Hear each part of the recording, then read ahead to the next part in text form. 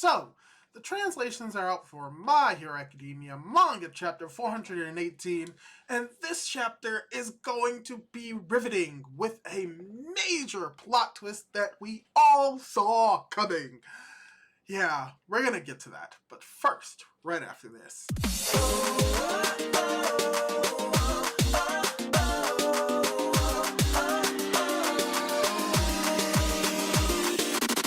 Hey guys, how's it going? It is your boy, Manga Man Drew, and I'm here to do my manga review for My Hero Academia Manga Chapter 418, titled A Small Heart. And just a slight note of information before we get into review proper, apparently the title of this chapter has actually been reused before, so if that is the case, most likely when the volume actually comes out, the name would be changed, and that's going to be very interesting if it's actually going to be the same name. But with that little tidbit out the way, what this video is going to be about is covering the most recent chapter for My Hero Academia, Chapter 418. And let's just say that a lot goes on within just these 15 pages. For instance, we have multiple double page spreads, at least 2, and we do get something that we've all been expecting from this battle, an actual conversation and dialogue between Deku and Tomura, or should I say Tinko Shimura. And that is something that we've all been waiting for, and I'm going to dive more into the actual characterization of the characters between Deku and Tinko very soon, but there's also a major plot point at the end of the chapter that we're going to talk about even more when it comes to the return of a quote-unquote fan favorite character. If you know, you know. But let's get more into the actual chapter review itself. And to start off, the chapter is pretty much the chapter going into Tinko Shimura's origins, or potentially Tomura Shigaraki's origins, as we get to see Deku from an outsider's perspective literally see Tinko kill his dog and then proceed to almost kill his younger sister, or should I say his older sister. And Deku is seeing all of this happening and he's like, oh, this is his origin. Oh, I have to stop it. And we see that as we see the decay about to touch Tinko's sister, Deku in his child form comes in and stops the decay and takes it upon himself in this vestige world. And something interesting about this is that within the last chapter and this one, we saw Deku progressively getting younger and younger, starting off at him being at UA, and then that being transferred over to him being in his middle school uniform with his backpack, and now him literally being the child version of himself that we saw in chapter 1. And we see that after the shock of everything that he saw begins to wear off, we see Deku beginning to get his resolve to want to save Tinko, as he makes a comparison to the feeling that he's feeling right now being very similar to how he felt in Ganga. But this may be a mistranslation, because what it should be is the feeling that he had at Jaku. And how this moment, Deku begins to realize that this isn't really the real world, so all he has to do to make sure that his body doesn't decay is to visualize his hand still being there. Which is important because that ties a little bit more, not directly, but indirectly, to how Deku always visualizes the power. Because One for All in itself is a part of the vestige world, and it embodies that type of vestige world mentality. And Deku, when it comes to controlling the actual quirk of One for All, always has to do visualizations with it. So the fact that this may be coming in now may be tying into what One for All has taught him. And even Deku in this moment brings up the idea that One for All brought him here, but now he has to rely on his body, which ties into the fact that he needs to train up and tone his body beforehand before he can even get the power of One for All. So if anything, there's going to be a lot of ties within this chapter to pretty much, if not chapter 1, the first part of this story, just tying and connecting everything together. But as Deku is trying to help Tinko in this moment, Tinko is pretty much telling Deku to stop.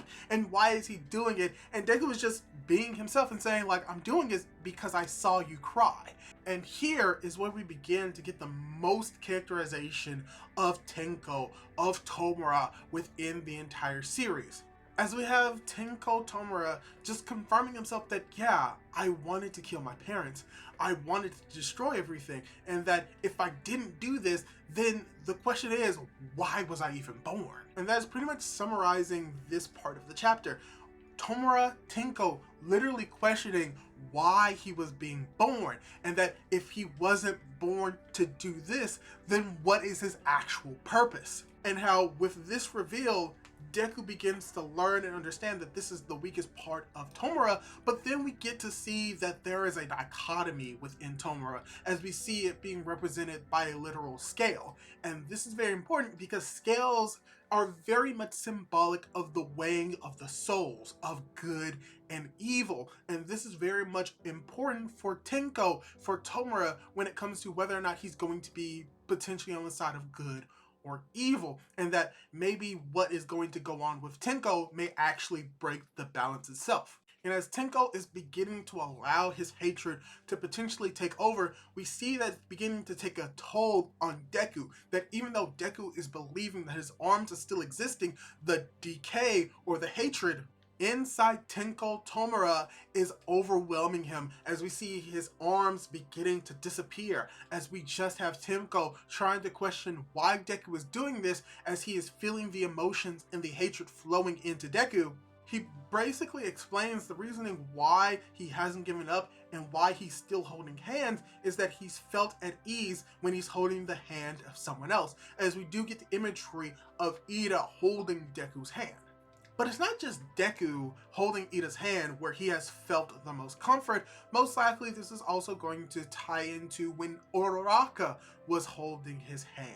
And even when it comes to early on in the series where Kirishima was holding Bakugo's hand, as it gave Bakugo the confidence to go along with the students. Basically, there's a whole lot of hand and hand-holding motifs within the story of My Hero Academia, and one representation of it is a sense of comfort.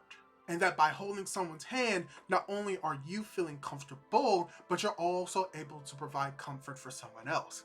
And it's through this reasoning why that potentially allows for Tenko Tomura to give up just for this split second, and Deku's vestige world does not decay completely, as we go into a small mini flashback where we see Tenko playing with the named characters that we heard during his fight with Muriel, Tomo-chan and Meek-kun, where they're basically playing with Tomura Tenko in this moment and saying like, oh my gosh, Tenko, you should be the hero. You should be like All Might. And at this moment, Tenko smiles because he's always wanted to be a hero at that young age. But then we realize that this version of Tenko is actually, and has always been, the full-blown version of Tomura. As we see this version of Tenko begin to form and shape into the older version of Tomura Shigaraki, where he doesn't accept the fact that he can be a hero, that he believes himself to be a villain, someone that destroys, someone that does evil, but that even if he accepts the fact that if he becomes a shallow person and that he changes, that he still has to be a hero for the villains. And as he's saying this, we see in the background the core members of the League of Villains. And this is very important because it shows that whether or not Tenko Tomura actually expresses his feelings towards the League of Villains in a way that can be perceived as him caring, he does care for them. He honestly does care for them, and that even though he personally wants to destroy the world for everything that it has done against him, he's also doing it because he wants to make his friends happy. He wants a world, in theory, where they can be happy. And if there's something that they don't want destroyed, he won't destroy it. Why? Because he actually cares about them, because they are, for the most part, to Tenko, the closest thing he has to an actual family unit. And what is very interesting about this is that we see that there are still people that believe in Tenko, who wants to see the world destroyed and are supporting him. And all of this is just tying into the paralleling and mirror imaging that Tenko Tomura is to Deku Midoriya. But they are kind of two sides of the same coin, mirror images of each other that have a lot of similarities and a lot of differences, but deep down are kind of the same, and that they just had different paths that they went on based off the influences in their lives. And we see one of the major influences for how Tomura Tenko turned out this way, as the final part of the chapter actually flows into memories, but not of Tenko and not of Deku.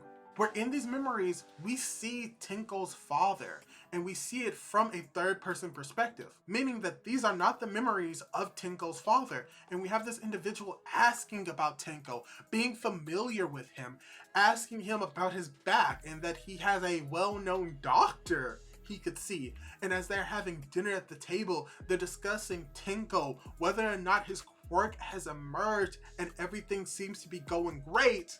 As we have both Deku and Tenko Tomura realizing who are these memories, as we get a large mouth coming out of the ground, swallowing Tenko Tomura whole, declaring that this foolish individual is someone that is trying to change your heart, and that you couldn't get rid of your weakness, and that everything that has happened has been due to me, and you've never made a single decision on your own.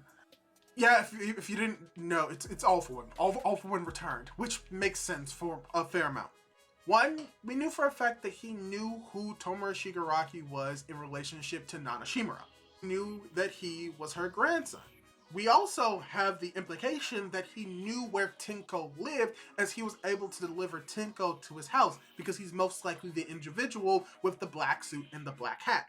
And for him to know the location, and the fact that we know that he works in a apparent construction company, and we know that Tenko's father made a lot of money very fast, potentially all of the implications and all of the connections were there. And it just makes sense for the fact that he knew where Tenko was, because he knew someone else related to him. And we know how far All For One would go to gather information, when we know for a fact that he literally wiped out Kudo's entire bloodline. So the fact that he could do that, it makes sense that he was able to track down Tenko's father and form a relationship with him. Because this is the type of individual that All For One is. He is manipulative, he is disgusting, and he's just the embodiment of evil. And this ties into the idea about All For One having multiple plans in place.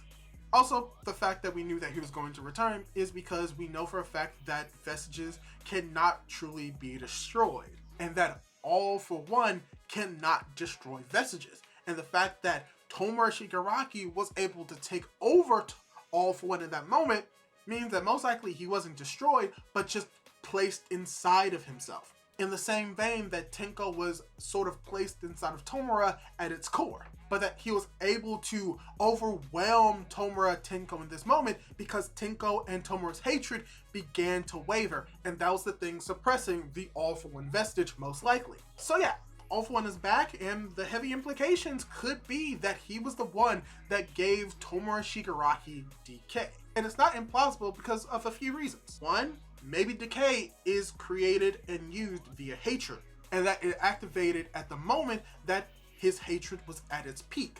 And that either All For One may have implemented plans to cause Tomura's father to be abusive, or just gave him a quirk and knew the abusive nature of Tomura Tenko's father and took advantage of it. Either way, All For One is manipulative enough to make it so that Tenko could have not had the actual decision to destroy his family directly, and that it was all going according to his plans. Which may rub some people the wrong way, but for me, I'm enjoying it. But yeah, that's all I really have to say about this chapter of My Hero Academia. I really enjoyed just the introspective and just the questioning of Tomura Tenko's nature, and how he is someone who is very much similar to Deku, and seeing how their ideals begin to clash against one another is something that I like to see. As well as All For One returning in this moment, showing that the battle isn't just going to end between Tomura and Deku just ending with a conversation, but there may be an actual battle with All For One in the Vestige world. And that potentially Deku and Tomura may team up to destroy All For One in this moment, and this could lead to the destruction of part of Deku, it could lead to the complete destruction of Tomura, or it could lead to the complete change of Tomura and him potentially being a sacrificial pawn.